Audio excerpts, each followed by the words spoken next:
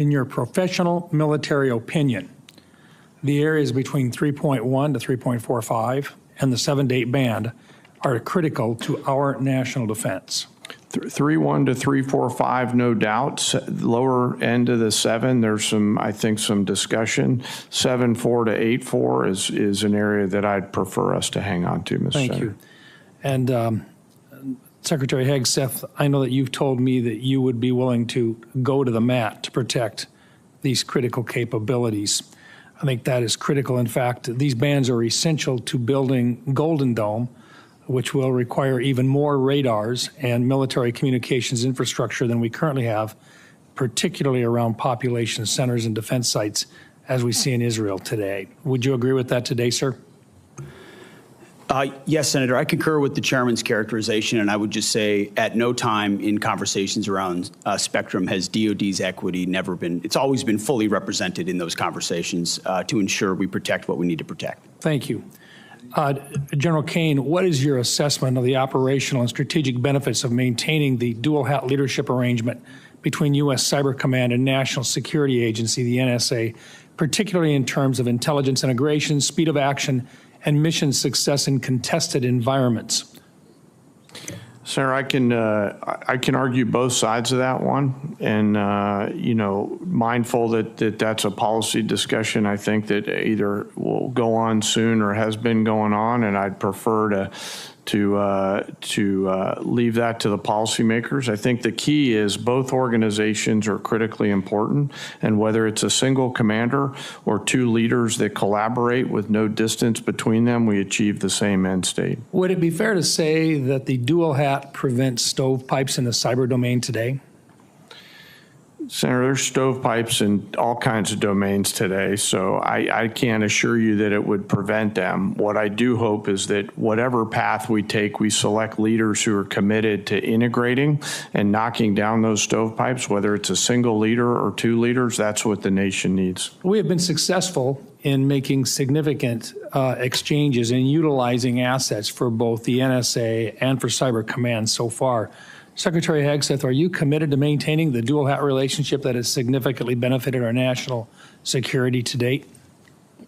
Senator, as of right now, we're maintaining the status quo, but it's something we reserve the right to review. Thank you. Thank you, Mr. Chairman. Thank you, Senator Round. Senator Blumenthal. Thanks, Mr. Chairman.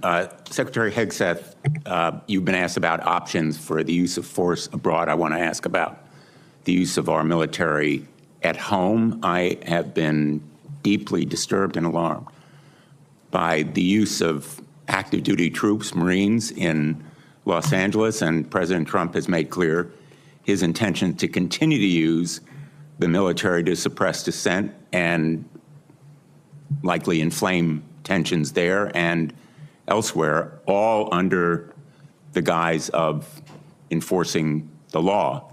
What he's doing may well be illegal.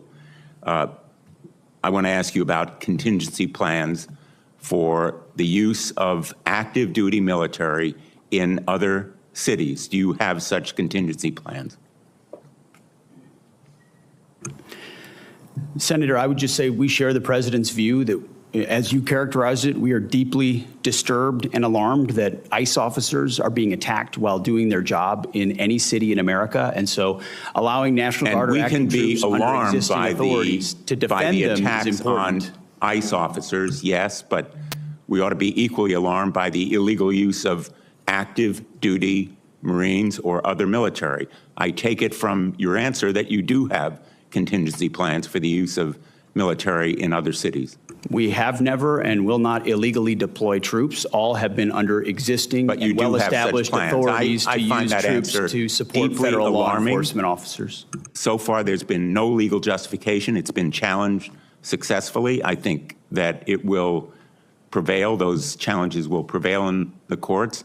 And I want to ask you right now to submit to this panel those contingency plans for the use of active duty military in other cities. I want to move on to another area of questioning.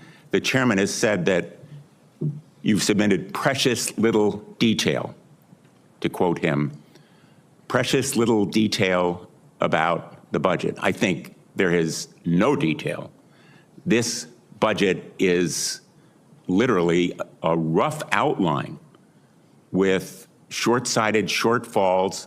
For example, the shortfall on the Columbia class, $2 billion. Only about $1 billion for Virginia class. There is virtually no outline or specificity as to how you are going to provide drones to defend and also engage in offensive outline and maneuvers. The nature of warfare is changing right before our eyes in real time.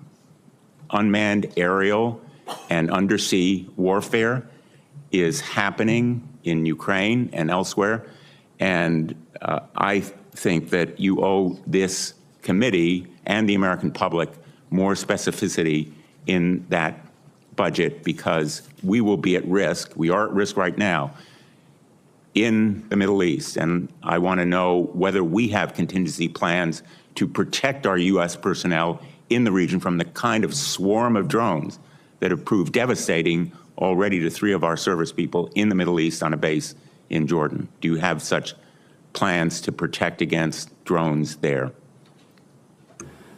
Senator, we work hand in glove with the Joint Staff and CENTCOM and every COCOM, especially right now, to ensure everything at our disposal is available to ensure maximum force protection against any contingency, including the one you described, sir.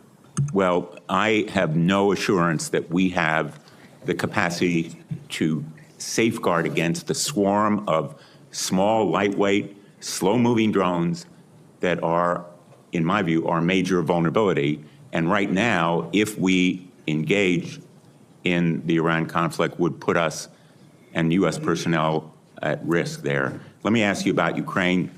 I've just returned from my 7th trip to Ukraine. I am the advocate, chief sponsor with Senator Graham in the Russia sanctions bill. You said that the United States and the ranking member cited it, that we must start by recognizing that returning to Ukraine's pre-2014 borders is an unrealistic objective and will only prolong the war. My question to you is, when will you release the PDA $4 billion in equipment that Ukraine desperately needs? It's sitting there. Ukraine deserves it. When will it be released? We're aware of PDA 75, and that is a decision we can make in the future. My time has expired, but I don't consider that answer adequate. Thank you, Senator Blumenthal. Senator Ernst. Thank you, Mr. Chair, and thank you, Secretary, and thank you, Chairman, for being here. Ms. McDonnell, I'm actually going to have a question for you. So thank you very much for being here. And I know that Iran is on our minds right now.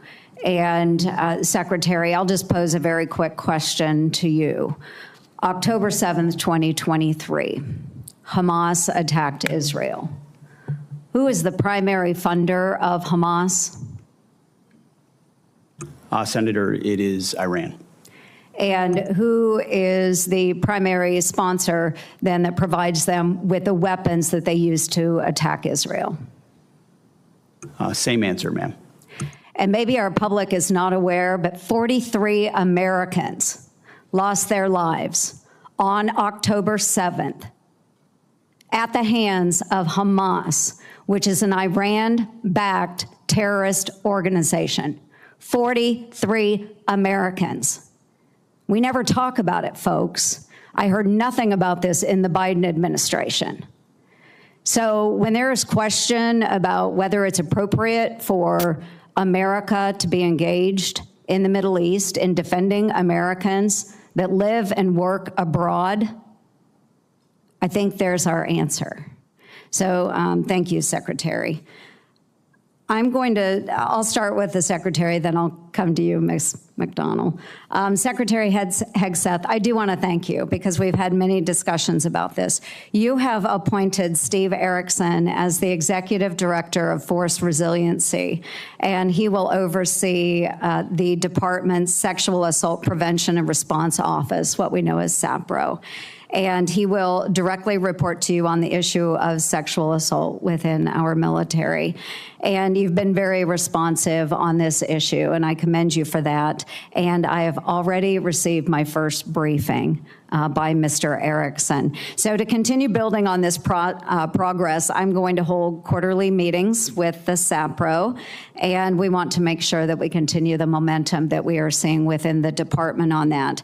And Secretary Hegseth, from your vantage point, what positive trends are you seeing out of SAPRO? Well, first of all, Senator, I want to thank you and other members of this committee for the work you've done on that issue. And I think in large part, and you'll see this in this budget, we continue to fund the programs which have seen efficacy. And so I think a lot of these were newer programs, new initiatives, new emphasis put in place that we have simply sought to maintain and accelerate. And you see that in this budget. And thankfully, we've seen this year sexual assault numbers decrease. One is too many, as we've said before, but a decrease is a good trend to see. We want to continue that. Wonderful, and we'll continue working with the department on that. And an amendment that I am going to propose for this year's NDAA would require quarterly briefings from the SAPRO for members of Congress, just as they do with suicide prevention. So we'll continue working on that. I also would love to touch upon a number of other issues I've worked as far when it comes to fiscal sanity within the department. I can submit those for the record because I do want to give Ms. McDonald an opportunity. Let's talk about an audit.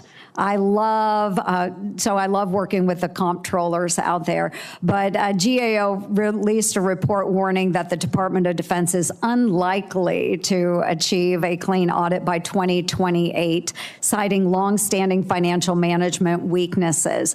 And it's my understanding that a key issue in the department's continued reliance on outdated business and feeder systems that lack internal controls continues to contribute to that. So to help address that, in the reconciliation package, we have $350 million that will be dedicated and directed toward improving audit outcomes across the department. So Ms. McDonald, all to you.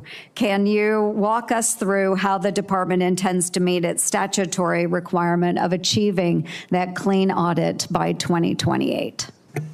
Thank you for the question, Senator, and thank you for your support in reconciliation for automation, AI, and business system replacement to achieve the audit. The first day we came in, that was one of the first topics the Secretary and I discussed, and he actually just put out a memo with guidance for milestones each fiscal year that the department is going to achieve the financial audit by 2028 or sooner, as he has challenged us to do. The Marine Corps just passed their second clean audit opinion. 2 additional components have done the same recently.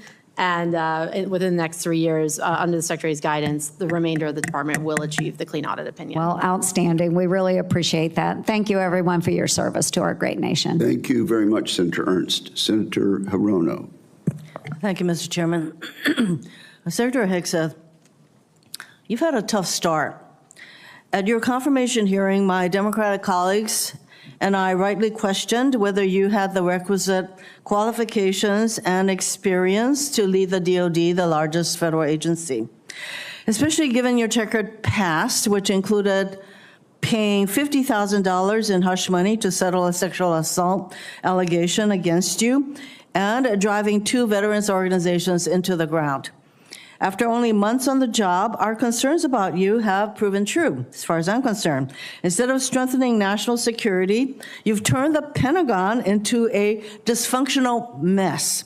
You are jeopardizing military operations and service members' lives with your unprecedented action of texting classified military plans to anyone who might stroke your ego. Leading the Department of Defense is more than just a PR campaign filled with photo ops.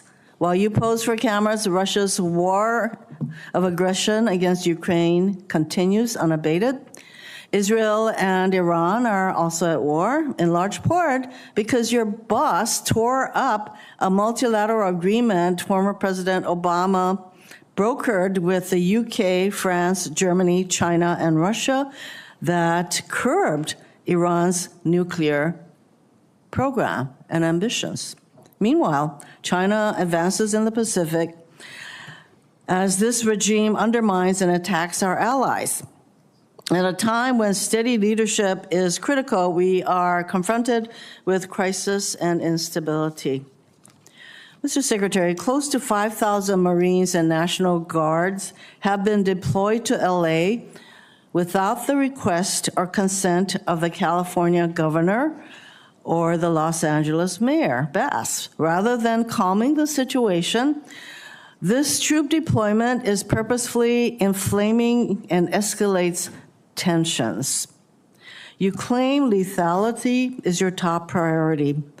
Do you plan to unleash this lethal force against U.S. citizens and civilians in LA and other cities?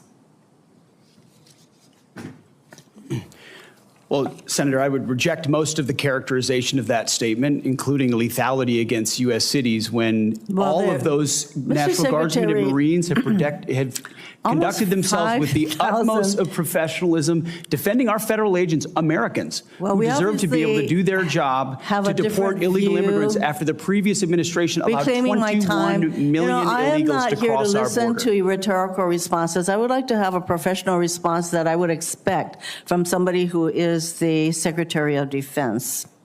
Millions of people peacefully demonstrated this weekend against the president acting like a king. Given this regime's dangerous policy of mobilizing troops inside the U.S., the politicizing of the military is a legitimate concern. So, given the dangerous policy of mobilizing troops inside the U.S., if ordered by the president, I'm going to ask you once again, to shoot peaceful protesters in the legs, would you carry out such an order from the president? Senator, as I've said before, of course, I reject the premise of your question and the characterization that I would be given or are given unlawful orders. It's all meant to attempt to smear the commander-in-chief, and I won't fall for it. Considering that the president in his first term actually ordered such a thing, it is not a premise that you can reject. He can order, do the same thing. So you're, again, I think you would just follow what the president wants you to do. Let's face it, it is not normal to call up our troops in this way, and there is active litigation against this deployment. Will you follow a court's order regarding whether or not this deployment is legal? If the court says this deployment of troops into our cities is not legal, would you follow that court's order? It's pending in the courts, Senator. Well, when the court decides, would you follow that court's order, decision? I don't believe district courts should be determining national security policy. So you will not be following that. When it goes to the Supreme Court, we'll see. Court. And unless the president decides to appeal, there you have it. So I take it that you don't consider district court decisions to be legitimate. Thank you, Mr. Chairman. Senator Sullivan. Thank you, Mr. Chairman. Mr. Secretary General, welcome. I think you guys are doing a great job. And I think this kind of line of questioning, it's amazing how my colleagues on the other side of the aisle are all now focused on readiness, right? I mean, I know my colleague from Hawaii chaired the readiness subcommittee. I think we had 2 hearings in 4 years, right? So I appreciate your focus on readiness, lethality, deterrence. Ms. Secretary, thank you also for your focus on Indo-PACOM. Your speech and attendance at the Shangri-La Dialogue was really outstanding. And General, I'm glad you were there as well. I appreciate your direct answer to the chairman on following the laws directed by the Budget Reconciliation Bill, which hopefully we're going to get over the goal line. It'll be great for our military. It's important that all your subordinates get that message as well. I'm sure they will. General, thank you for your visit to Alaska, the most strategic place in the world. Ms. Secretary, I'd love to have you up there soon. As a matter of fact, for your staff, take a look August 16, 18, that's going to be the overlap of two large-scale exercises in Alaska, Northern Edge, Arctic Edge. I believe the Indo-PACOM commander, NORTHCOM commander will likely be there around that time. Would love to have you there, Mr. Secretary, so take a look at that date. General, do you have any quick takeaways from your Alaska visit? Sure. Thanks for hosting me up there on my way Great. to Shangri-La. It was great to see all the soldiers, sailors, airmen, Marines on the northern flank getting after it. It reminded me of the criticality of that part of our country and the importance of taking power projection up there. And I know the services are all looking at that. So thank you for having me. Everybody Senator. appreciated your visit, so thanks again. Ms. Secretary, I really appreciate your focus on reestablishing deterrence. By the way, it's really hard to do once you've lost it. This has been particularly true with regard to Iran. Let me give you my view on how tough that has been. You know, the Quds Force, led by Soleimani, killed and wounded over thousands of U.S. service members when they were providing EFPs to the Iraqi Shia militias, while John Kerry was palling around with the Iranian foreign minister, Zarif, on the JCPOA stuff. General, you might remember one of your great predecessors, General Dunford, in a hearing before this committee, said we had completely lost deterrence, that the Iranians thought they could kill American service members anytime they wanted, and they ended up killing over 600 and wounding over 2,000 with no consequences. That was General Dunford telling this committee. We regained deterrence under President Trump's first term with the maximum pressure campaign and, in particular, killing Soleimani. Biden came in, appeasement of Iran was the order of the day, appeasement of Iran's proxy was the order of the day, and we lost deterrence again. So much so that not only did he unleash the proxies, the Iranians, and fund them, but it was public knowledge that Iran was trying to assassinate senior U.S. officials, including Mike Pompeo and President Trump. Talk about losing deterrence. Mr. Secretary, Iran's military and leadership is in complete disarray right now because of the bold actions by Israel.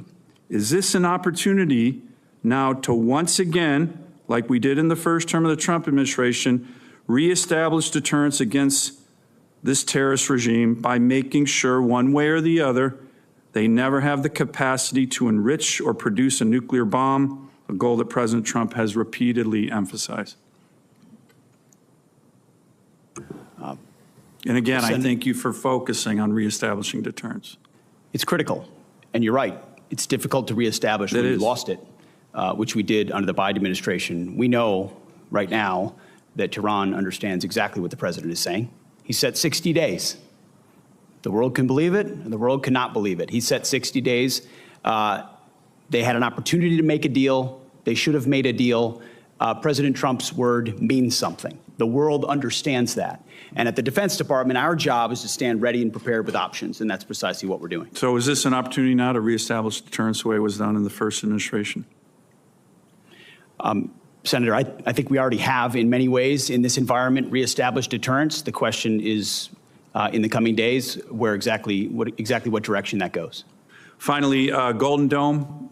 We look forward to working with you. It was good to see you at the Oval Office. We have a great opportunity here. Presidential leadership, your leadership, budget reconciliation bill, $25 billion down payment. Senator Kramer and I will be introducing legislation with Senator Sheehy on this next week to firmly entrench our strategy. We've been working closely with DOD on Golden Dome in the law, and we look forward to continuing to work with you on that.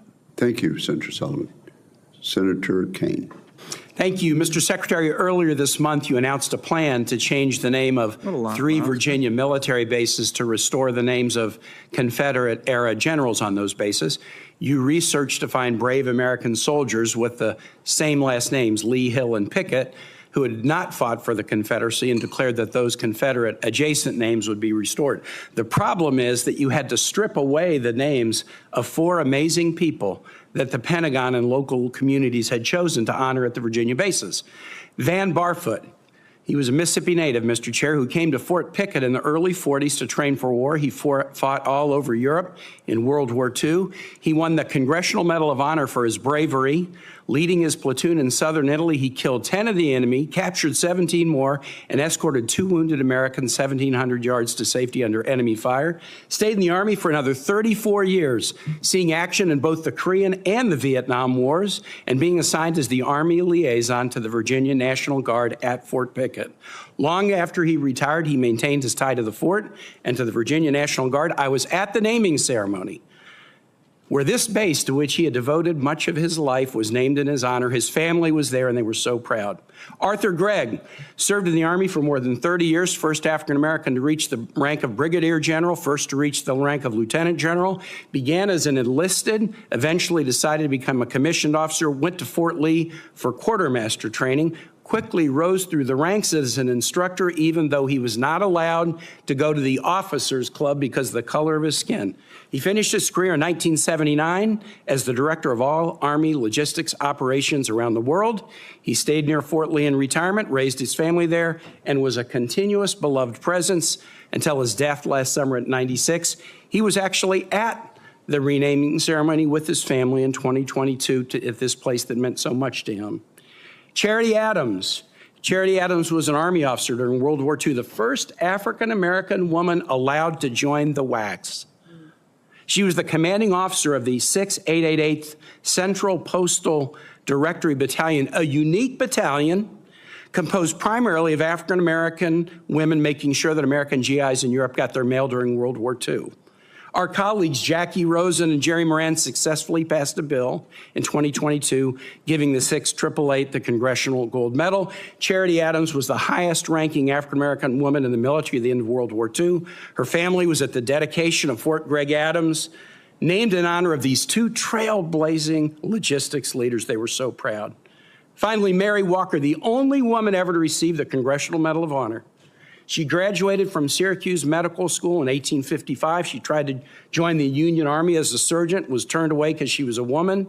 But the need was so great, she eventually got hired at a military hospital in Washington and then was deployed as an Army surgeon with the Army of the Cumberland and the 52nd Ohio Infantry, becoming the first female surgeon in the U.S. Army. She served all over Virginia, including the place where the base is now named after her. She frequently crossed battle lines to treat civilians and even treated Confederate soldiers. She was captured a prisoner of war in Richmond until a prisoner relief president, Andrew Johnson, gave her the Congressional Medal of Honor after the Civil War. Why did you decide that these 4 patriots were not worthy enough to have their names on a base?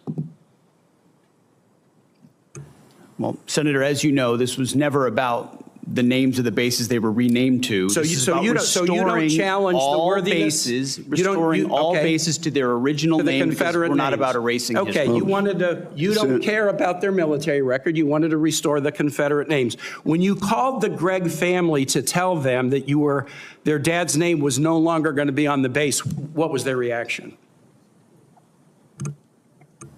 Senator, the Army notified them of that. You didn't call any of the families, and I've spoken with the families, and the families were called by the press. That's how they learned about this. They learned about it from the press. You didn't call the Barfoot family, the Gregg family, and you didn't call the Adams family. I told the families I'd ask you about this today. In fact, 2 of General Gregg's granddaughters, Avery and Sydney, are right here in the audience, and I want to ask you this as I close. While you announced that these brave men and women's names would be stripped from the Virginia bases, no orders to that effect have been received by the base commanders. In light of the patriotic service of Van Barfoot, Arthur Gregg, Charity Adams, and Mary Walker, I'd like to ask you simply not to issue the orders changing the names of these Virginia bases.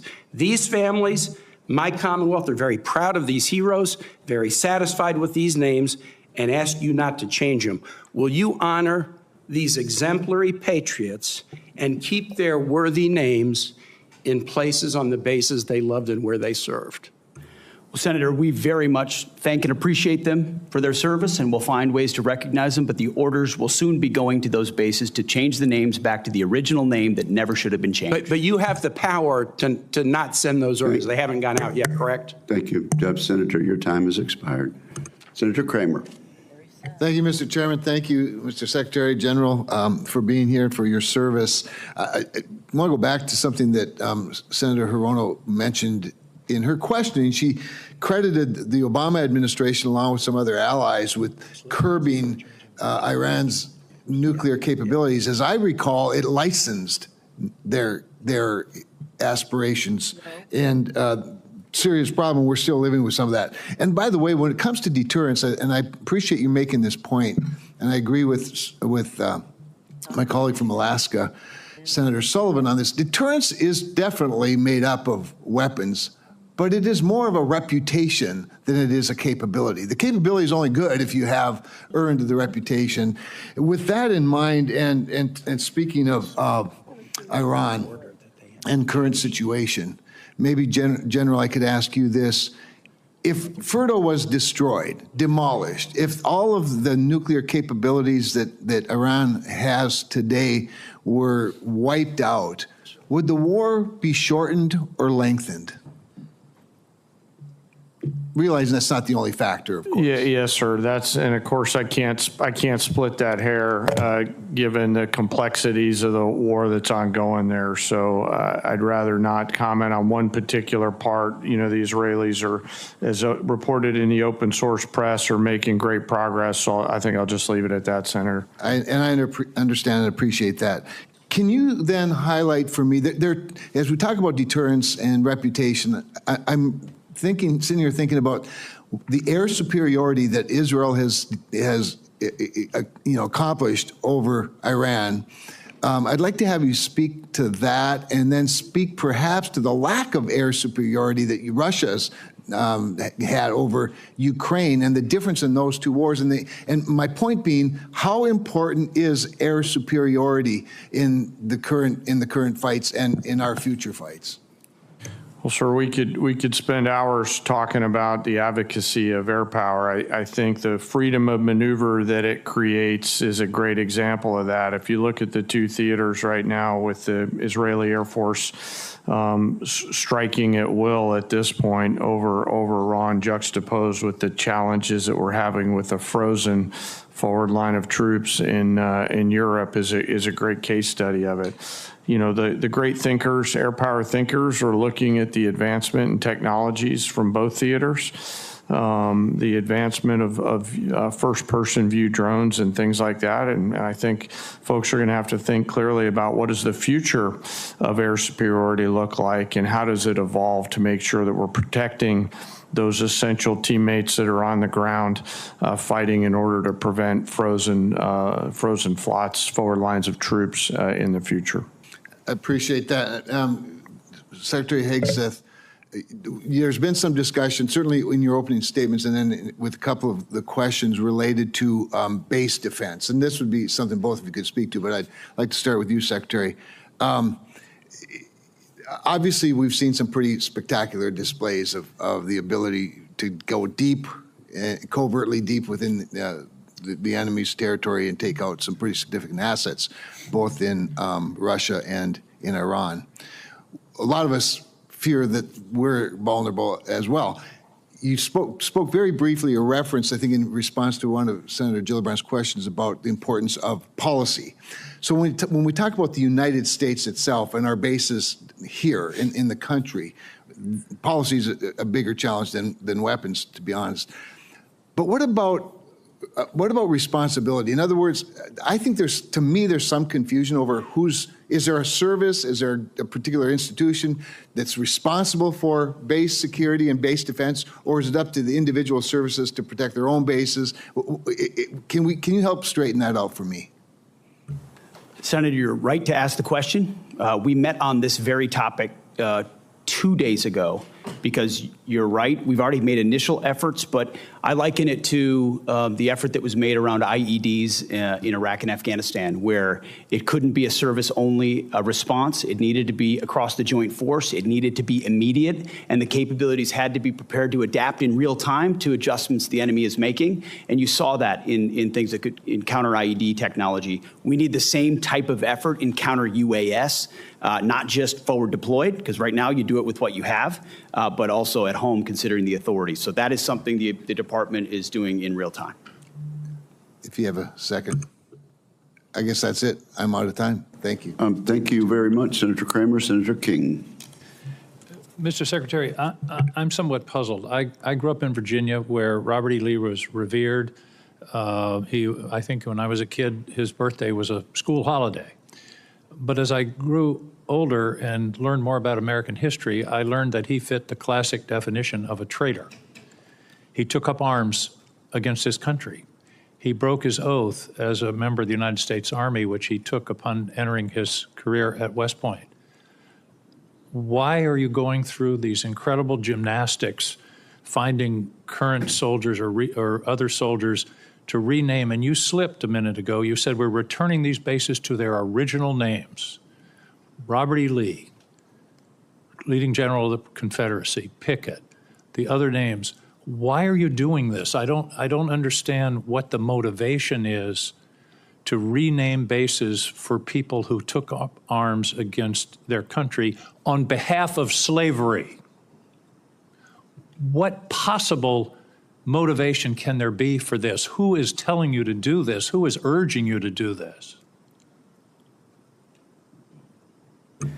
Senator, the veterans and service members across the country who have deployed from Fort Bragg or Fort Benning or Fort Hood or Fort Pickett, there's a legacy, there's a connection to those bases and to those places, to what they trained for there, what they did for, and what they came home back to. That matters to them. Ask enough of them, as I do, all the time, before and later. And we recognize the service of those who were put into the replacement. No one's disputing that. I would never dispute that. What we're looking at is erasing history, erasing names, erasing base names that service members are tied to. Talk to people that serve at Bragg. Ask people that serve at Fort Bragg or Fort Benning if they like the fact that the names have been returned. And to a man and to a woman, they will tell you, thank God we're back to Fort Bragg, and thank God we're back. And thankfully, because so many men and women in this country have served, there's a Benning and a Bragg and a Pickett and a Hood that has a Silver Star or a Medal of Honor that we could rename the base to because of the limits of what Congress allowed us to do. So this is something we've been proud to do, something that's important for the morale of the Army, and those communities appreciate that we've returned it back to what it was instead of trying to play this game of erasing names. We're not erasing history, Mr. Secretary. We're recognizing history and recognizing that mistakes have been made in this country. The greatest of all was the Civil War, where people took up arms against their country on behalf of the institution of slavery. And to continue the practice of recognizing those people and honoring them by the naming of these bases is, I believe, an insult to the people of the United States. Let me talk about the budget. I don't understand why the budget is coming to us in two pieces. Why not give us an honest base budget instead of putting a piece of it in reconciliation? As I understand it, OMB is saying we're going to have a flat defense budget for the next 4 or 5 years. Are we planning reconciliation every year from now on? Why not give us an honest budget telling us what your priorities are, and then we can consider it. This committee always works in a bipartisan basis on a defense budget. We all want to see some increases in the defense budget, and yet you're giving us this this fake, here's a piece of the budget, here's another. You're cutting in the base budget, you're cutting shipbuilding in half, and saying, well, we're going to make it up in reconciliation. Are we going to have reconciliation every year, which basically, by the way, puts a significant part, 10 or 15% of the defense budget in an wholly partisan decision-making process, whereas in the history of this committee, it's always been bipartisan. Why are we doing it this way? Senator, from our view, the budget number 961 meets the requirements and threats that we face. And that's not the number. The number is 892.6. You're adding reconciliation. That's my whole point. Why not give us a base budget of 961 or whatever the right number is, what you consider the right number, and then we can operate and make our decisions. Why do it in this bifurcated way that really is fooling the American people about what the defense budget is? We're not trying to fool anybody, sir. It's two bills, one budget. We're working with OMB, and we feel very comfortable with the number of $961 billion. Why don't you give us a straight-up budget for the Defense Department? That's my question. Senator, this is a straight-up budget for the Defense Department. It's a 13% increase over what Joe Biden gave us. It is a two-part defense budget. Part of it is in reconciliation instead of in the budget that's being presented to this committee. This committee only has a partial review of the budget. I don't understand why we can't have an honest, straightforward budget instead of this son of Oko that you're putting over on us. Thank you, Mr. Chairman. Senator Scott. Thank you, Chairman. I want to thank each of you for being here, and I want to thank you for your dedication to the country, each of you. So, Secretary, so you talked a little bit in your opening statement about China. So this committee, we've basically outlawed the use of Chinese drones by our government and our military. We have the ability now going forward that we won't even license them in this country. Can you just talk about, the importance of making sure that our military, we don't have Chinese products, whether it's drones, we don't buy Chinese drugs for our military, we don't allow China to buy farmland close to our military bases. We don't allow them to be involved in our electrical grid, bring in despicable foods into our commissaries. Can you talk about the importance of that when they have a government that wants to destroy everybody in this room's way of life? You're correct in what you're describing, Senator. We need to get smarter, faster. And that's the kind of urgency that we feel in the Defense Department. There's been a lot of talk about prioritization and pivoting and recognizing the size and scale and scope of the Chinese threat. And then there's doing everything possible inside your decision cycle to include how you posture, how you procure, how you plan to ensure that it's not reliant in any way. You don't have Achilles heels in any part of the process, whether it's critical munitions or it's critical minerals or it's any number of our weapon systems. I mean, you've heard the president say, Golden Dome, his big signature priority for the defending the homeland will be American made, because we can't have systems like that dependent on what the Chinese could do about it later on. So we completely agree with you, and myself and the Deputy Secretary that's kind of an number one for us, is in making sure that what we source is sustainable. So if Communist China continues to build up their economy, do you think they'll continue to invest in their military? Yes, sir, and I think a lot of that spending is commingled. Right. And do you believe that that if the American public knew the risk of China and what you think about every day, that they would buy fewer Chinese products? Sure, sir, it's our job to think about that every day. If a lot of the information we saw were to be made public, there would probably be more urgency. Yes, sir. Do you think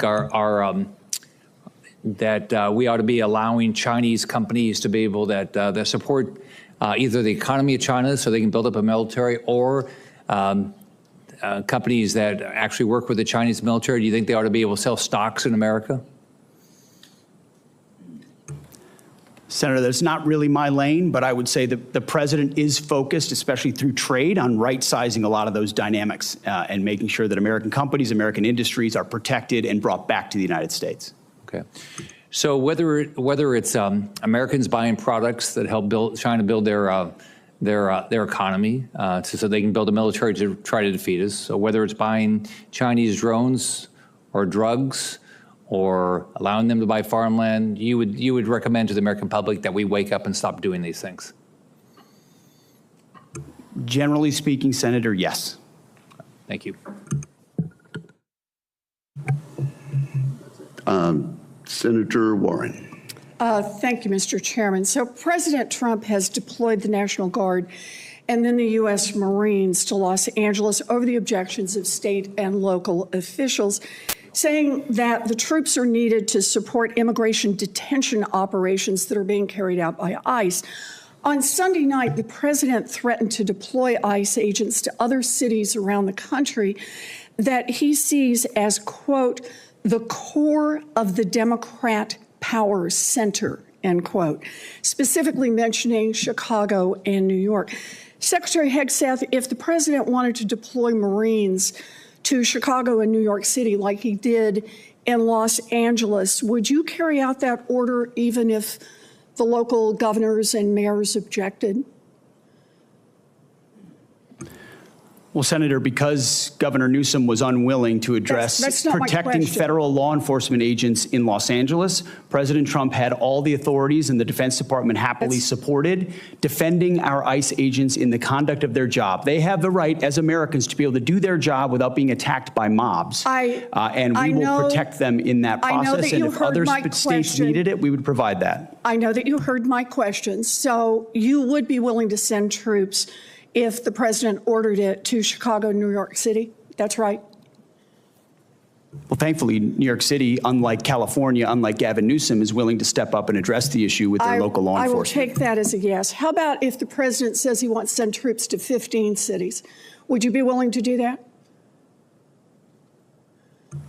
Senator, I don't accept your hypothetical because it's That's a hypothetical. Not a real That's one. the question. You're the Secretary of Defense. Would you send troops to 15 cities if the president said do it? Would you do it? 15 cities. Again, Senator, it's a complete hypothetical lacking any context Look, at all. You're the Secretary and I refuse of to box Defense. myself in based on Well, you questioning can refuse, on a hypothetical. But you're here asking for $1 trillion, and I want to know how you're going to spend it. And so my question is, if Donald Trump tells you to send troops to 15 American cities, are you going to spend the money and send the troops? Thankfully, we're spending money on securing our southern border, a way the previous administration abandoned and allowed 21 million illegals to enter our country. So defending our homeland is a real serious priority under this administration, and we're doing it. I understand the question about defense. Secretary Hegseth, about 4,000 National Guard troops and 700 Marines have been sent to L.A. Is there a number of troops deployed to American cities over the objections of governors and mayors at which you would be concerned that we are undermining our national defense? Senator, we've spent 2 decades guarding other people's borders. We think at the Defense Department it's about time we shore up ours. So that's my question. Is there a number at which sending those troops to Los Angeles or Chicago or New York starts to undermine our ability to defend ourselves around the globe? Is there a number? Senator, we look at capabilities and readiness around the globe all the time, and we're quite satisfied with our capabilities to defend the homeland, and we'll provide more if and when it's necessary. So you are satisfied with our capabilities. Let me just ask, have you actually done the analysis and figured out how many troops you can deploy domestically before you start to undermine readiness around the world? Have you done that analysis? Yes, ma'am. Then would you let the rest of us in on it? We are the Senate Armed Services Committee, and you're here to ask for $1 trillion. What's the number? We've got contingencies and plans for any number of capabilities should governors be unable, as Gavin Newsom has been, to actually secure his own federal agents in their cities. How many troops can you deploy domestically before you start to cut into our readiness internationally? As I said, previous administrations deployed our National Guard all around the globe in numbers far beyond what we were capable of supporting. So limited contingencies inside the United States to protect federal law enforcement is doable. If the Supreme Court orders you to remove troops from American city streets, will you do so? Can you repeat the question, please? Yes. If the Supreme Court orders you to remove troops from American cities, will you do so? As I've said, Senator, I don't believe district courts should determine national security policy, but if the Supreme Court rules on a topic, we will abide by that. Okay. You know, during her press conference last week, Secretary Noem said, "We are staying here to liberate the city from its mayor and its governor, people who were elected by a majority of voters." Secretary Hegseth is saying he is ready to deploy more troops and won't tell us what the implications are for our national defense. This is un-American, and it makes us unsafe. I wish our Republican colleagues would speak up. The time of the senator has expired. Senator Tuberville. Thank you, Mr. Chairman. Thanks for being here today. Mr. Secretary, thanks for looking out for the law enforcement and the millions of people in California that still love this country and want this country to survive, and not the radicals that wave non-American flags, that protest in the streets, tear things down. It is ridiculous, and thank you for doing what you're doing, you and President Trump. It's getting out of hand. Chairman of the Personnel Committee, thanks for your recruiting. You're doing great. Keep looking out after the quality of life. Please do that. We've done research after research. We did give a raise. We want to continue to give raises. These first-year staffers in this building make tens of thousands of dollars more than first-year military personnel. That's not right. We need to change that. It's an all-volunteer Army, and thank you for working towards that. Mr. Secretary, China's kicking our butt in AI. Okay, they can build something in a year that takes us 3 or 4 years to build. The budget provides for increases in AI investment of $250 million. Is that adequate for us to catch up with China? Senator, we are very aware of the accelerant that is AI, and that it is the next chapter, the next sphere of where advantages will be gained. And we are making the necessary investments, we believe, in this budget to stay there. We're also working with private industry in the United States, who's thankfully at this point isn't getting their butt kicked yet by China, and I think presents an opportunity for us to work with them to press the advantage. So we're looking for private partners as well to enhance our capabilities across the DoD.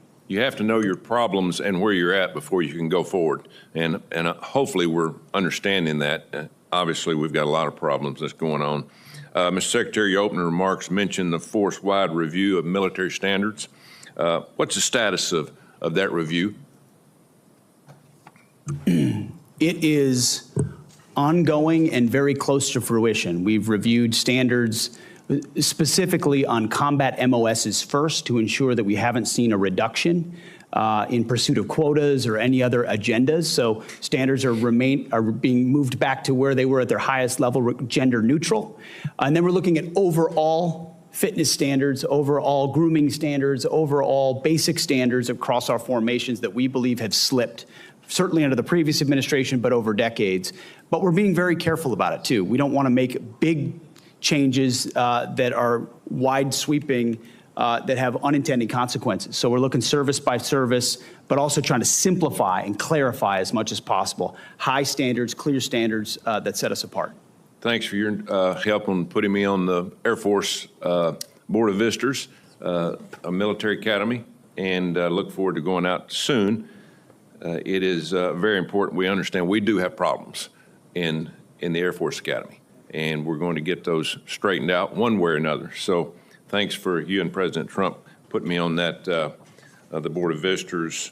General Kane, the last few years we've seen major efforts to refocus our services for future fights. Marine Corps Force Design and the Army's Transformation Initiative are major changes to the Joint Force.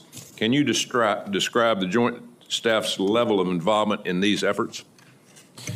Sure. Thanks for the question. As the services carefully consider what they need to look like, one of my primary jobs is a global integrator, and so I look at all of these capabilities as well as capacities, and then through a series of formal products that we deliver to the Secretary, have a chance to give the Secretary my views on this. I appreciate the leadership of both of those services, all of the services, and the combatant commanders to identify what the fight of the future looks like and what the force mix of the future needs to look like. So we're deeply involved in all that.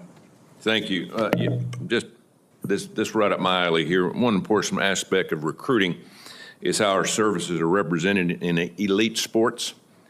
We have made progress here, but we still have to work and work some things out. But West Point this year, they had a young man that was drafted to play baseball. In the past times when President Trump was in, he allowed them to go do their thing in baseball and then come back and fulfill their service. But we are disallowing a young man at West Point to go to Major League Baseball. Could you look in that, Mr. Secretary? Coach, we will review that, yes. Thank you very much. Thank you, Mr. Chairman. Thank you. Senator Peters. Thank you, Mr. Chairman. General Kane, both before and during your confirmation hearing, we discussed your commitment to duty and to adhering to the Constitution as well as your oath of office.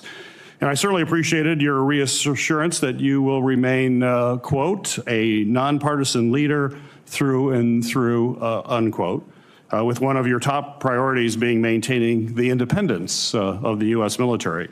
Along with remaining apolitical, I'm sure you will agree that fostering a stable, mission-focused environment is essential to leading the Department of Defense. So my question for you, sir, is can you please share with this committee and the American people what your approach to leadership as chairman of the Joint Chiefs of Staff is?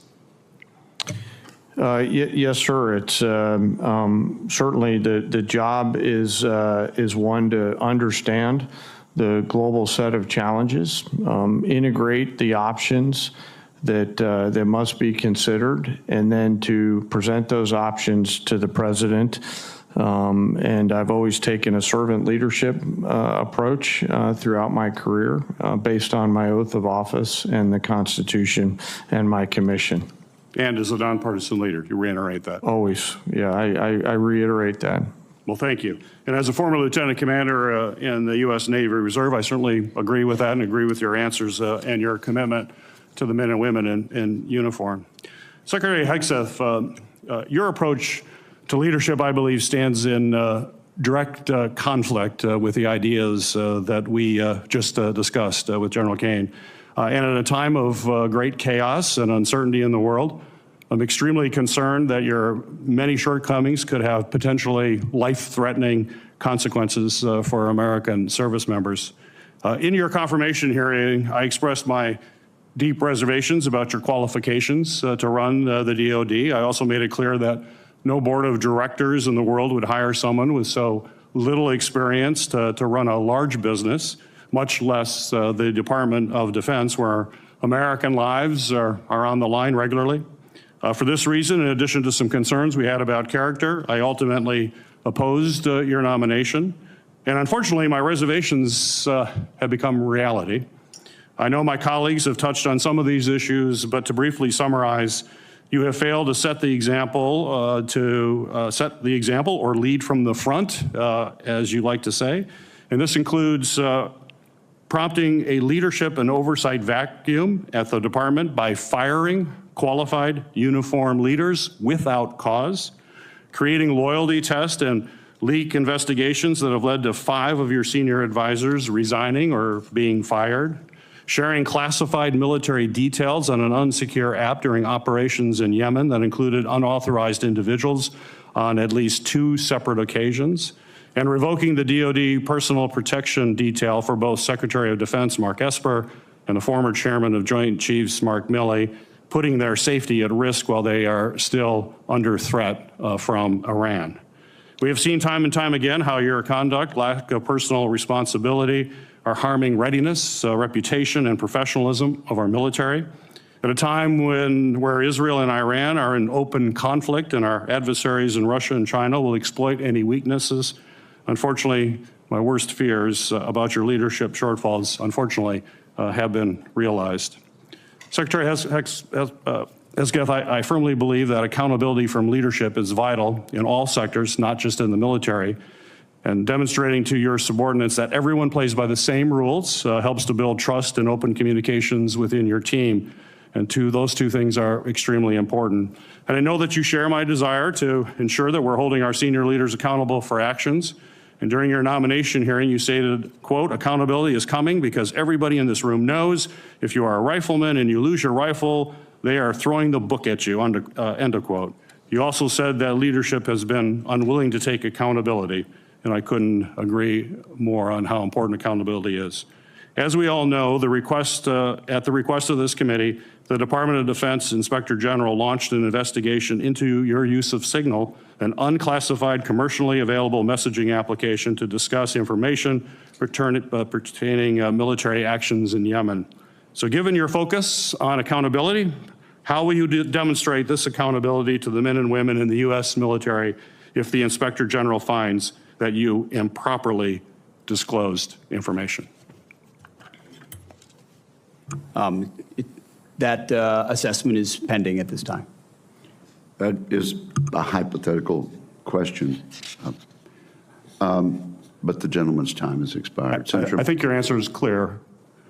you are not going to be held accountable. Thank you very much, Senator Peters. Senator Mullen.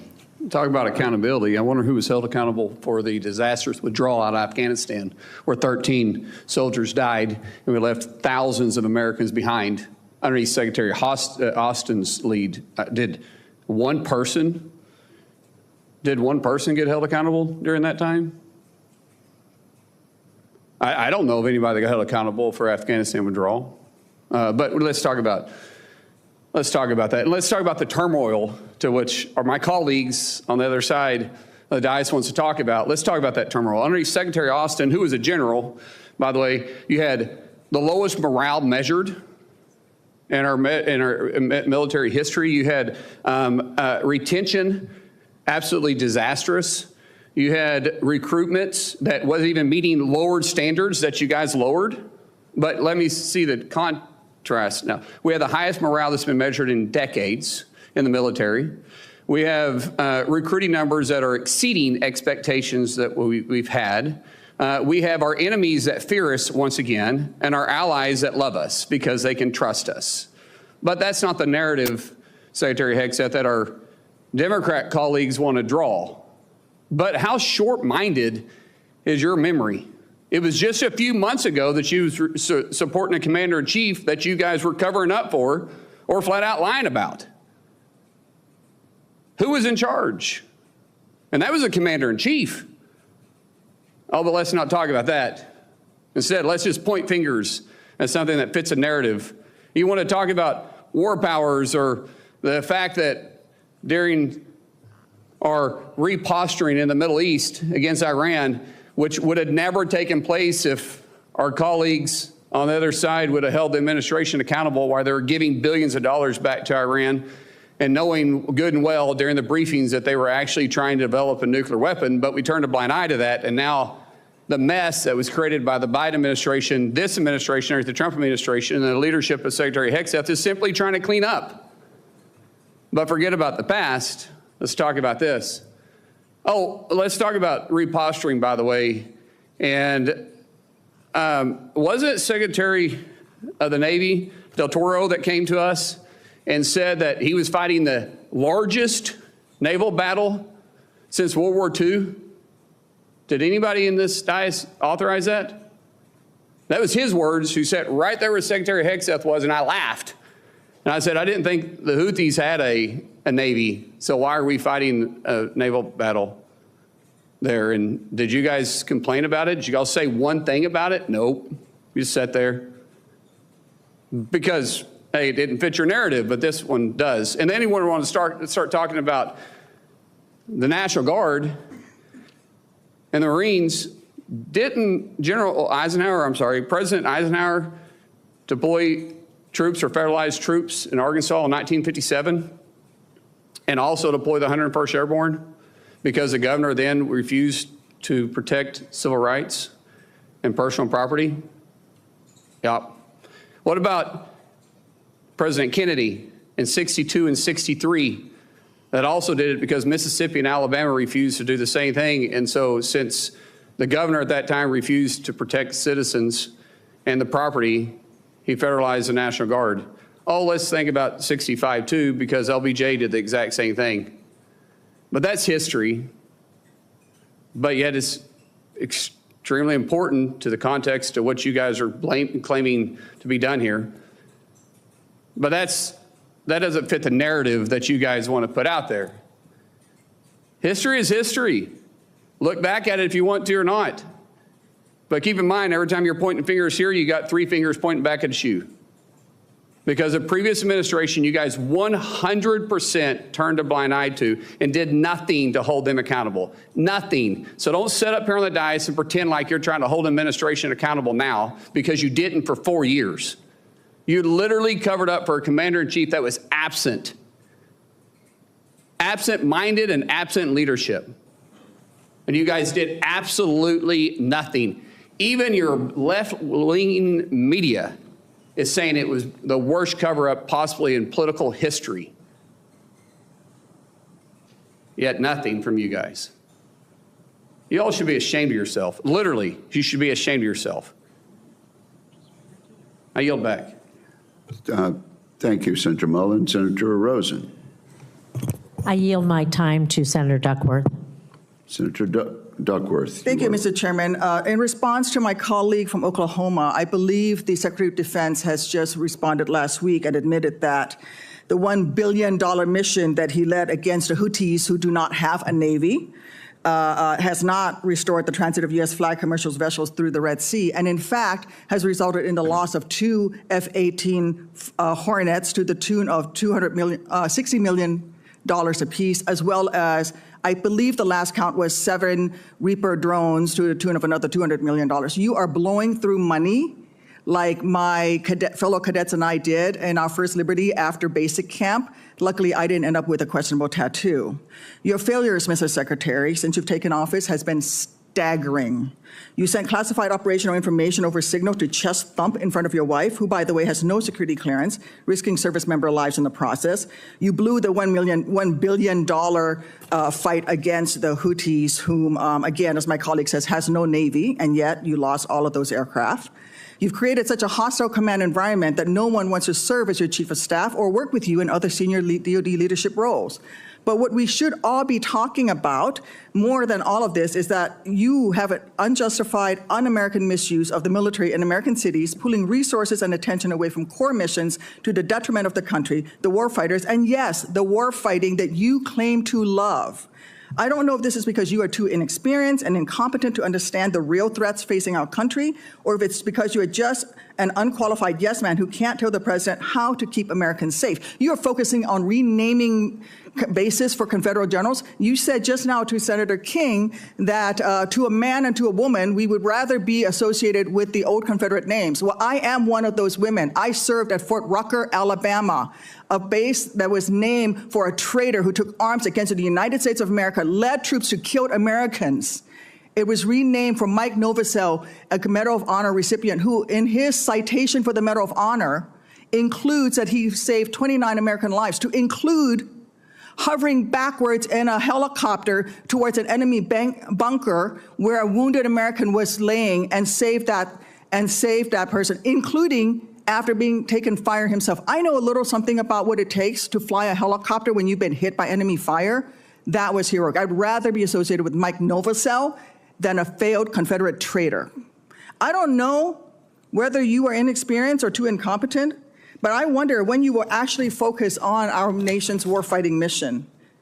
We know that California is just a deliberate, systematic, political, and dangerous campaign led by you. We should not be using our military to play cops against Americans. General Kane, as chairman, a key part of your job is to coordinate military planning across the joint force. Is the department currently incorporating into any military plans expanding the use of the reserve forces to include the National Guard or active duty troops to support domestic law enforcement, including in other locations in the United States? Senator, you know, we careful. No, General. Well, it's not really a yes or no question, Madam Senator. We plan all kinds of different things. I think it is a yes or no question. I'm not aware of anything, but the reason why I'm answering is the tags may be looking at something that I'm not aware of. What are you doing at your level? You're not aware of that happening at your level? Because we know that on his first day, President Trump directed U.S. Northern Command to revise its unified command plan to add new planning requirements to combat, and I quote, criminal activities. A series of follow-up executive orders continue to redirect DoD priorities to supporting domestic law enforcement, including one in April that tells DoD, and I quote, use national security assets for law and order. In other words, do law enforcement's job. I'd like to enter these executive orders into the record, Mr. Chairman. Is there objection? Without objection, so ordered. Secretary Hegseth, you say you are focused on warfighting and warriors. These are your words. Yet you are diverting untold DoD resources and attention to a fundamentally non-military mission of domestic policing. Across the country, we have qualified police officers who are trained for that mission. They know those streets better than the Marines you deploy to Los Angeles, who normally focus on the Indo-Pacific. And you recently approved 700 more troops in 3 other states to do admin and logistics works for ICE.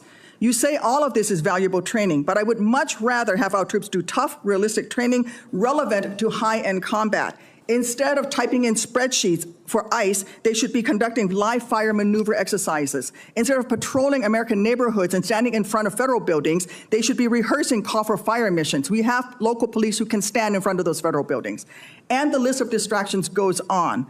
You are encouraging the DoD workforce to go work for DHS in increasing numbers. You're pulling the military away from facing foreign enemies who literally say things like death to America. And you're putting troops with weapons aimed at Americans. Mr. Secretary, let the military get back to its real job. Stop forcing them to do DHSs. And if you want to be DHS Secretary, maybe you can apply for that job when you're fired from this one due to your incompetence. The senator's time has expired. Senator Budd. Thank you, Mr. Chairman, and thank you all for being here. I think you all are doing a great job, and the proof is in the pudding. If you look at morale, you look at recruiting, you look at deterrence. Incredible performance compared to the last administration. So thank you all for your work, and in short order as well. Mr. Secretary, while I was overseas and time zones away this past weekend, I was able to watch the parade, even though it was on a size of a phone screen. But I just wanted to catch a quick glimpse at it since it was controversial from the other side. And I tell you what, I stayed up until 2 a.m. I could not turn it off because it wasn't about you, Mr. Secretary. It wasn't about our president. It was about the men and women that don't get recognized each and every day. And I could just see them grinning underneath their helmets and their battle dress uniforms, smiling from ear to ear, being recognized, whether it's on TV or by those of us in elected office that were present, or the folks that stood up to support them. So thank you for that. And again, back to the morale that we're seeing in the recruiting numbers, I think it will go even higher as a result of that. So I appreciate what you did. Mr. Secretary, I want to echo what my colleague Senator Kramer said a few moments ago about air dominance. And in previous years, Air Force officials have recommended purchasing at least 72 fighters a year, which would be reachable by maximizing F-35 and then the F-15EX production lines. And I applaud the president's decision to proceed with the F-47, but I understand that it's going to take a while before that's developed and fielded. And I'm interested in maintaining a strong level of production of other advanced fighters in the interim. So what can you tell us about the future of the F-15EX in particular while we await the arrival of the F-47? And Mr. Secretary, that'd be for you. And Mr. Chairman, you've got experience, significant experience as a fighter pilot. So if you'd care to weigh in as well. To your point, Senator, I would defer the balance of my air superiority time to the chairman. But I would note that the budget does have a substantial increase on F-15EX, recognizing its capabilities and the bridging function that particular aircraft provides us. And all of this with an eye toward existing fights and future fights, but it certainly does make an investment. Chairman. Yes, sir. Thanks for the question. And, you could use the current Israeli efforts as a case study in air dominance and air superiority. And if you look at harder problems in Iran, you start to see the importance of having the mix of things like F-47, EX, and any other future capabilities that are considered. So we have to stay up on the TAC air, step, and appreciate your leadership and interest in this, sir, as we move forward. Thank you. Switching gears a bit, Mr. Secretary, our Special Operations Forces play a crucial role in preventing and then winning armed conflict. However, the previous administration proposed cuts to soft billets in the programs. So how does the president's budget request impact the size, structure, and posture of our Special Operations Forces for 2026? Well, sorry, what you will not see is cuts to soft billets, especially recognizing not just the last 25 years, but even the op tempo of the last 4 to 6 years, and the recognition that those are forces that are used often, mobilized often. There's a stress and strain on that. And so investments both in personnel, but also training and capabilities is front and center. Thank you for that. Last year, I led an NDAA provision that mandates that all future annual defense planning guidance includes specifics with respect to the size, structure, posture, and priorities for SOF. So I want to make clear the importance of this directive.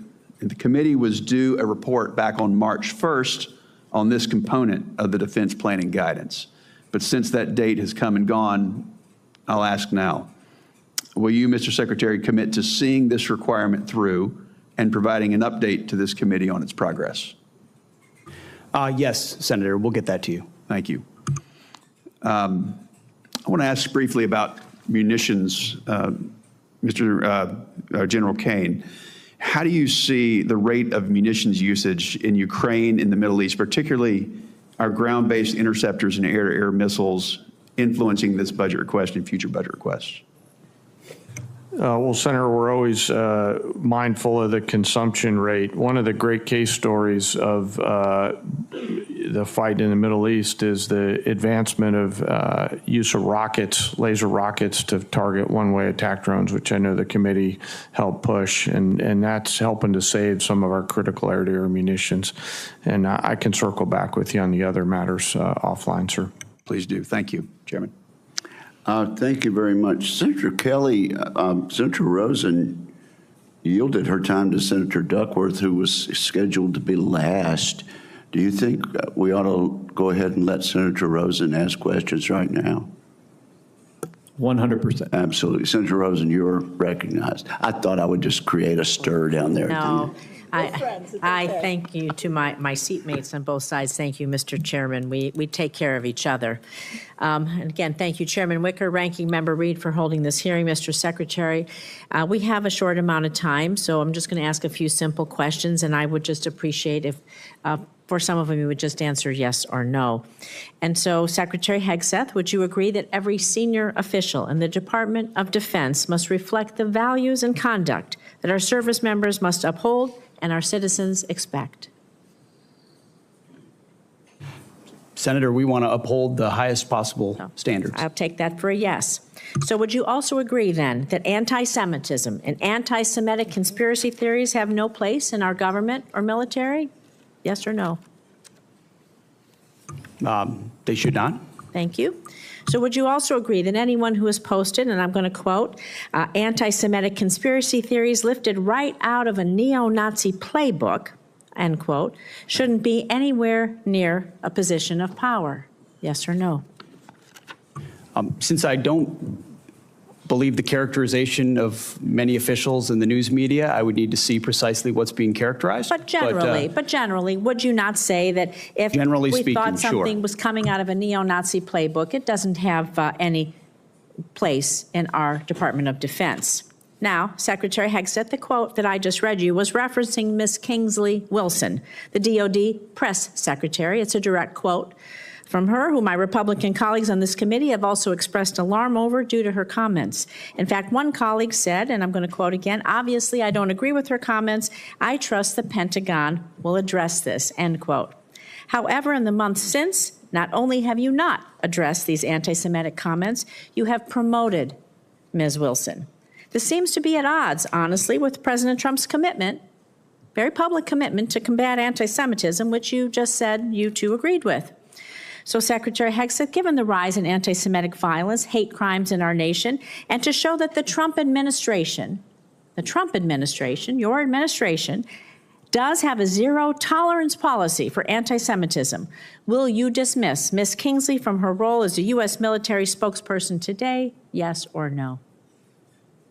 Again, that's why I referenced the context and characterization. Well, we'll send you the quote, I've worked directly with her. She does a fantastic job, and there's any suggestion that I or her or others are party to anti-Semitism is a mischaracterization, attempting to win political points. Sir, and I'm going to say Senator, you're attempting to win political points on the backs of mischaracterizing the statements of a member of my department, and I'm not going to stand for that. You are not a serious person. You are not serious about rooting out, fighting anti-Semitism within the ranks of our DOD. It's despicable. You ought to be ashamed of yourself. I'm going to move on to General Hawk. The sudden and inexplicable dismissal of General Hawk. He serves both the director of the National Security Agency, commander of U.S. Cybercom. It's deeply concerning, raises significant questions about the decision-making process, its potential consequences. Public reports indicate that the removal of General Hawk, who has served his country proudly, has been influenced by social media influencer and influencer personality on social media, Laura Loomer, spreads conspiracy theories. She's been denounced even by Republicans. And the idea is that any leaders within our agencies responsible for our nation's security, somebody would be dismissed based on the advice of a social media influencer is alarming, to say the least. It's surely not how we should be running our military. So were you consulted regarding General Hawk's dismissal, yes or no? Well, Senator, I would not advise believing everything you read in the media. Were you, and I'm consulted on every single decision. Okay, I'm the so that's decision maker alarming. for the department, and we all serve at the pleasure of the president. And So we have the what was your- prerogative to what make was those your decisions what for was the your best for the recommendation? country, Did you and we did personally that. approve Mr. Hawk's dismissal, yes or no? Anyone coming or going Personally at the approve Defense it. Department, especially at that level, would ultimately be a decision So made by that's a me, yes. and I Did stand you personally behind that. relieve him? Excuse Did me? you personally relieve him? Yes or Anyone no? at that level You did, who is so that's a relieved yes. would be relieved by the Secretary of Defense. Was there a specific justification for General Hawk's dismissal? Was there a specific justification for General Hawk's dismissal? Ma'am, we all serve at the pleasure of the president, and the president deserves the type of true? commanders and advisors that he thinks will best Did you equip him discuss to General Hawk's accomplish the dismissal with mission. Laura Loomer prior to his removal? I don't discuss who I talk about anything with, but ultimately this is my decision, and he serves at the pleasure of the president, and that's why he's no longer there. So do you believe it's appropriate for any social media personality to influence personnel decisions in your department, yes or no?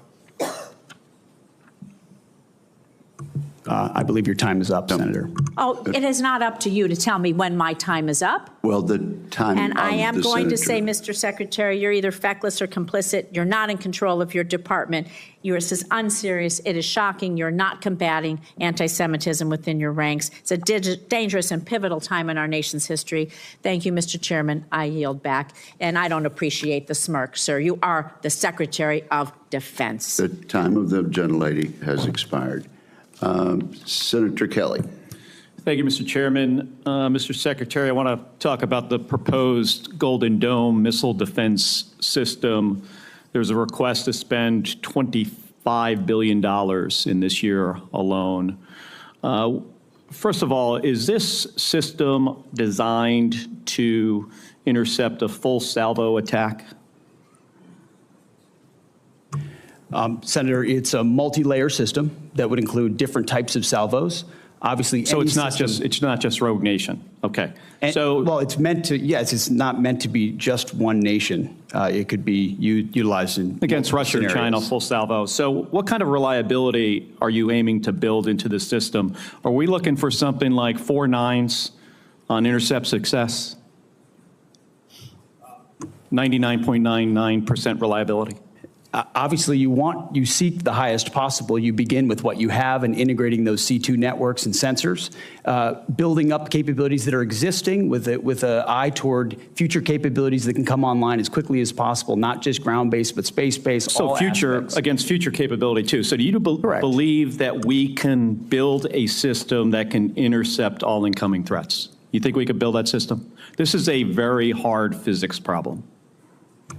You would know as well as anybody, sir, how difficult this problem is, and that's why we put our best people on it. We think the American people deserve it. So let me tell you what I think we're facing here. You're ongoing talking threats. about hundreds of ICBMs launched simultaneously, varying trajectories, MIRVs, so multiple reentry vehicles, thousands of decoys, hypersonic glide vehicles, all at once.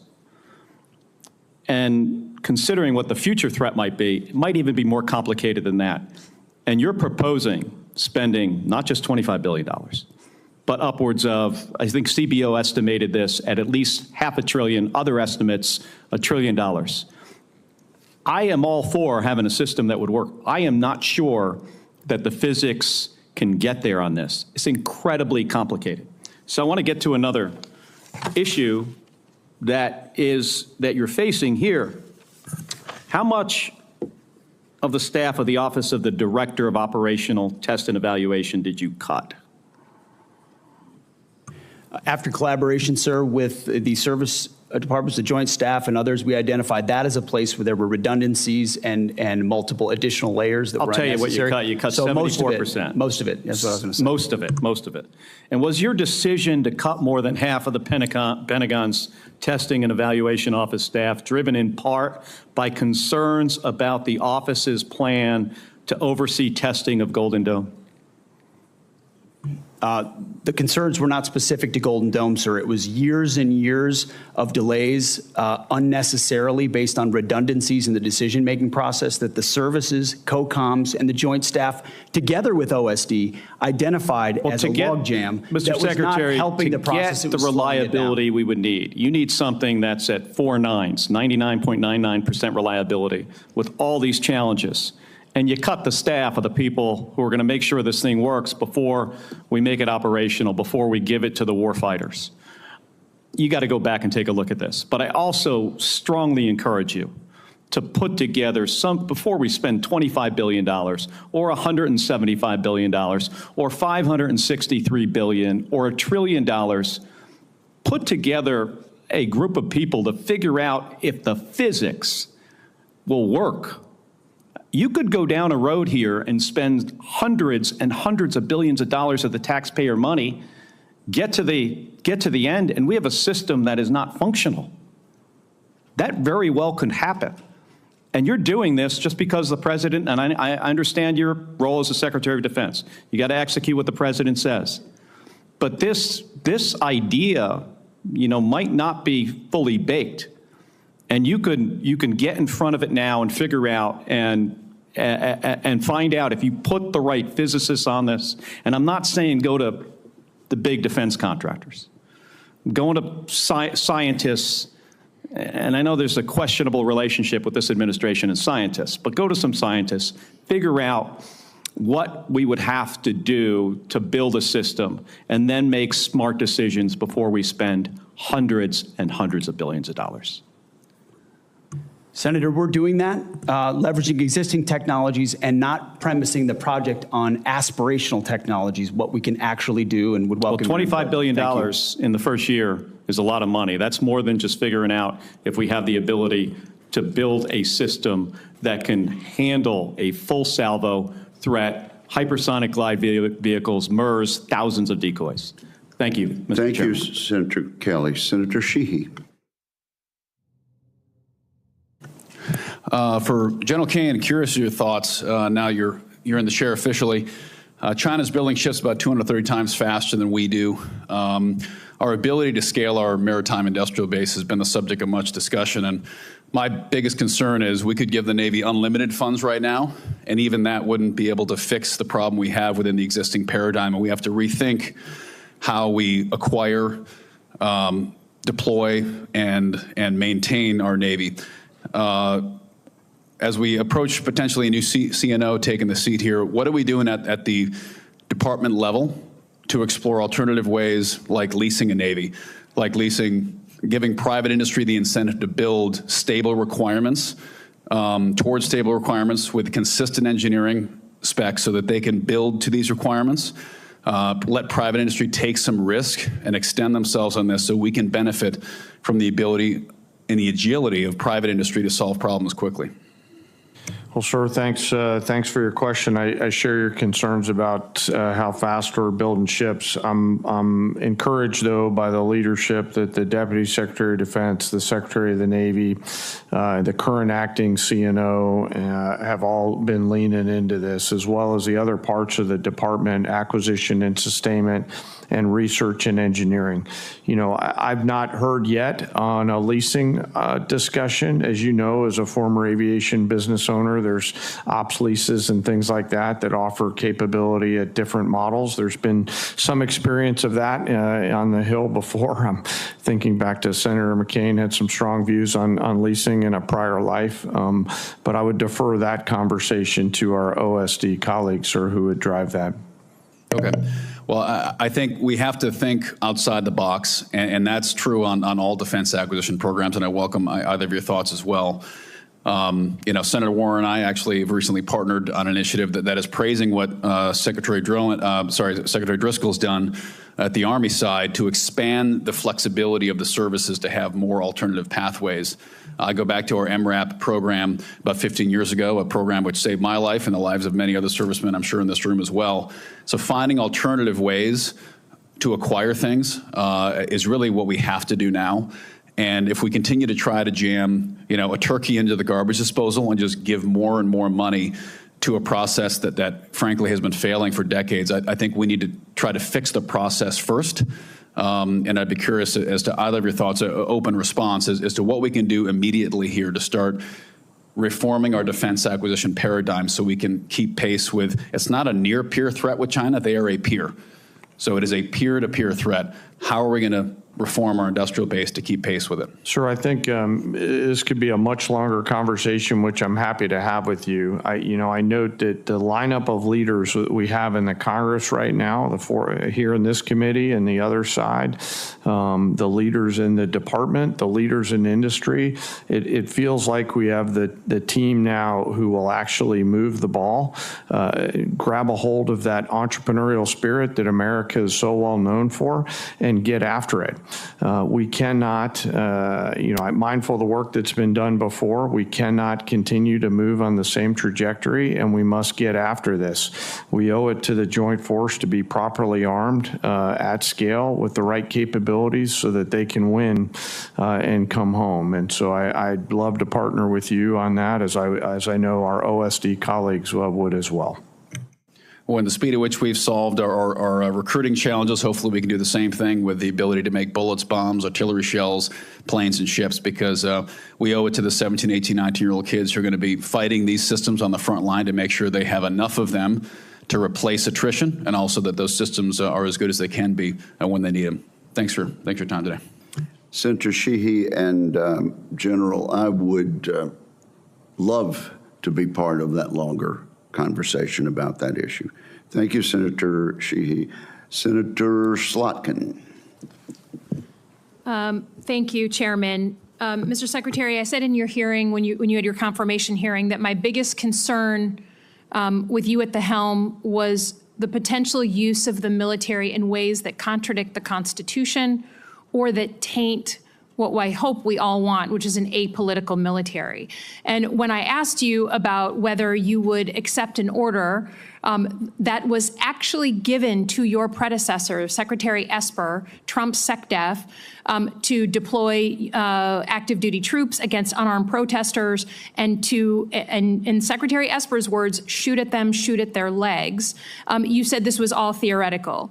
Here we are, a few months later, you've deployed 4,700 troops to Los Angeles and against the wishes of the governor. And my colleague across the aisle was right. It is the first time since 1965 that we have deployed Guard troops without the permission of the governor. In all the instances he laid out, the president had sent in the military to protect protesters, not against the protesters. So you may dismiss it, but I feel like this is a fundamental issue of American democracy. If you love your country and you want an apolitical military, then it should be the last resort, not the first resort in our country to use them.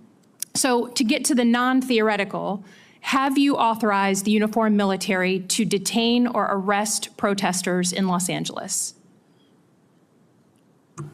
Senator, I would just start by saying you're not a protester if you're throwing concrete 100%. at law Arrest those enforcement people, officers. throw them in the jail, 100%. But what you're doing is something different. Everyone knows this is a political decision, right? So we don't trust that you're using the best interests of the military, certainly, and of democracy on top of that. So have you given the order? That's all I want to know. It's not theoretical. For the U.S. military, not law enforcement. They can arrest all day long. That's their job. Do they have the ability, the uniformed military, to arrest and detain protesters currently today? It's a yes or no thing, authority. It's sort of amusing the extent to which the speculation is out there. These troops are given very clear orders. Then what is the order? Then list it out for us. Be a man, list it out. Did you authorize them to detain or arrest? That is a fundamental issue of democracy. I'm not trying to be a snot here. I'm just trying to get the actual, did you authorize them to do that? All of these orders and what they're sent there to do are public. They are Okay, there so to, say it. So say it. Yes or no? I'd like to. Please, yes or no? As I've said time and time again through interruption, they're there to protect law enforcement, Do they have ICE the ability officers to arrest? who are trying to do their job, Okay. deporting illegals who were allowed in by the previous So administration. they cannot arrest and detain citizens of the United States, the uniformed military. As is we've that right? stated, if necessary, in their own self-defense, they could temporarily detain and Have hand you- over to ICE. But have there's no you given- arresting going have on. you- And you know this better Have than you you're trying to authorized play the political U.S. games. military There's to no use arresting cyber of U.S. tools personnel. of the U.S. military against members of the protest? Have you authorized U.S. military cyber tools to investigate people participating in these protests? Yes or no? Certainly in no way that I'd be aware of. Okay, that's good. I love that answer. That's great. Have you given the order to be able to shoot at unarmed protesters in any way? I'm just asking the question. Don't laugh. Like the whole country. And by the way, my colleagues What is across that the based aisle. on? What evidence would you It have is that an based order on like that Donald has ever Trump been given? giving that order to your predecessor, to a Republican Secretary of Defense, who I give a lot of credit to because he didn't accept the order. He had more guts and balls than you because he said, I'm not going to send in the uniformed military to do something that I know in my gut isn't right. He was asked to shoot at their legs. He wrote that in his book. That's not hearsay. So you're poo-pooing of this. It just shows you don't understand who we are as a country, who we are. And all of my colleagues across the aisle, especially the ones that served, should want an apolitical military and not want citizens to be scared of their own military. I love the military. I served alongside my whole life, so I'm worried about you tainting it. Have you given the order? Have you given the order that they can use lethal force against honor? I want the answer to be no. Please tell me it's no. Have you given the order? Senator, I'd be careful what you read in books and believing it, except for the Bible. Oh my God. So your former predecessor, I guess that's not enough for you. Okay, on Iran. I don't think there's a debate. There's like a cat fight going on in your own party about whether to go after Iran. Have you commissioned any day after planning? So any force protection, any use of ground troops in Iran, any cost assessments? Because I don't think we doubt what we can do as a country in the attack. It's the day after with Iraq and Afghanistan that so many of us have learned to be so deeply concerned about. Have you authorized day after planning? As I've said, we have plans for everything, Senator. Okay. And I would also reiterate how we began, that there will be a classified portion of this 15 minutes after we adjourn. Senator Banks, you're recognized. An apolitical military. Secretary, wouldn't you say that in the last administration under Joe Biden, Secretary Austin, Mark Milley, we've never seen the military politicized in a way that it was over those 4 years? Senator, I would say our mission has been to take the politics out of the military, take the ideology out of the military. And as a result, you've seen the response of young Americans who have, I called it a bump at first. I just want to correct that, Senator. It's been a tsunami. It's been a historic response of young Americans. I want to unpack it. Who are I joining. want to unpack this with you, Mr. Secretary. Prior to President Trump's election, the military was struggling with the worst recruitment crisis in 50 years. That all seemed to have changed overnight on one specific day. And the chart shows it. The Army doubled its recruitment from November of 2024 to the previous November. The Navy, the same thing. The Navy's recruitment skyrocketed 80% from November of 2024 to the previous year. Mr. Secretary, what changed? There was an election, Senator. Why does that matter? Because leadership matters, sir. Belief in your country matters. Having the back of your troops matters. Setting a clear mission matters. Ensuring that if troops are used, it's for a clear, defined mission. It's funding them properly. It's giving them the proper authorities to execute. Americans watch what happens with their political and military leadership. And in President Trump, they understand they have a commander-in-chief that has their back, that loves the country, that loves them. Our job has been to reflect that through the department by getting rid of all the distractions, by enforcing the basics, by getting back to standards and readiness. And as a result, we've seen a generation of young people stand up and say they want to serve under President Trump. These numbers have steadily increased. As you said, you called it a tsunami. I mean, I call it the Trump bump because it did begin on one day, but every month since, we've seen those recruitments for the Army and the Navy, especially the best Navy recruitment in 20 years, the best Army recruitment in 15 years. How do we keep that up? Well, sir, I think we keep that up by staying true to what we said we would do to those young Americans and their families. I wrote a book before I started this process, talking to a lot of vets and their families who are wondering whether they would recommend military service to the next generation. I hear from them and others who say now we're willing to do that under this president's leadership. Staying true to who we are, staying true to the basics, the Constitution, their core mission, keeping them ready, funding them and supplying them properly, and then having their back, truly. Matters. And I think by doing that and then emphasizing recruiting and the basics, I think we'll continue to be able to be on the right trajectory. Mr. Secretary, I've never seen a Secretary of Defense that's so in tune with our soldiers, our sailors, our airmen and Marines as you. You've gone out and you're visiting with them, you're talking to them every single day. What kind of stories are you hearing, especially from our newest recruits? I mean, what are they telling you? What are they telling you specifically about why it matters? Well, I'll start with those that are re-enlisting or they've been in for a while who say it's all changed. The entire environment's changed. The morale, the spirit. They feel the change. They feel the idea that if I'm given a job to do, I'll be given everything necessary to do it, the authorities to do it. I'm not being micromanaged. I know that my commander will have my back. And then the young people, it's just excitement about the possibility of serving under President Trump, of being a part of something greater than themselves, and knowing that that in the White House they've got a commander who will defend their interests. It's really about the, as I said, I mean, as my colleague was talking about, an apolitical military. I mean, the wokeness, the radical transgender movement, the way the abortion travel mandates, the way the last administration politicized the military. There was a survey in 2023 that pointed this out. It said that, and the Army released the survey in 2023 that claimed that young Americans' fear of discrimination drove away more recruits than wokeness, and wokeness was a big indicator too in that survey. Do you think those arguments still stand up today? Senator, you make a great point. Every American wants to be treated like an individual, not because they're black or white or male or female, rich or poor, or because of some calculation of what we need more of or need less of, but simply, can you rise to the challenge of this job of service to your nation? That challenge inspires young people, and that's what we've seen. Yeah, I think the Commander-in-Chief matters. Mr. Secretary, you matter. General, you matter. Thank you for your leadership. The facts speak for themselves. Mr. Chairman, I yield back. Thank you, Senator Banks. Is there objection to putting a representation of the chart in the record at this point? Without objection, it'll be ordered. May I ask a question, Mr. Chairman? Senator Reed. I note that the chart starts in November 23 and goes to November 24, and President Biden was president through the entire period.